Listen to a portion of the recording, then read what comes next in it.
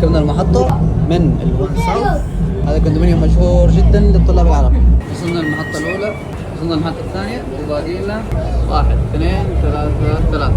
شوفوا من هنا، شوف الجمال، بس شوف الجمال، طبيعة ما شاء الله تبارك الله. وصلنا المحطة الثالثة وباقي لنا محطتين. وصلنا المحطة الرابعة وباقي لنا 1 الآن رايحين.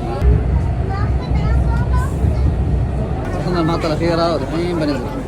نحن وصلنا من هذا الخط. كيف تعرف اسم المحطة؟ تعرفها باسم المحطة الأخيرة. متبقي 7 دقائق عشان يوصل أقرب قطار. ما تتخيل قديش نحن تحت الأرض، بعيدين جدا تحت الأرض. هذا يازن.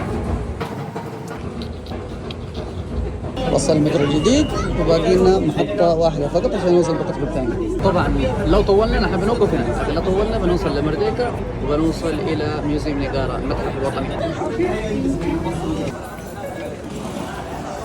مشينا من الوان ساوث لين البوكت بنتاين ب2 رينجت ونص، استغرق مننا من الساعة 4 مشينا لين الساعة 44 دقيقة، يعني 40 دقيقة بالضبط.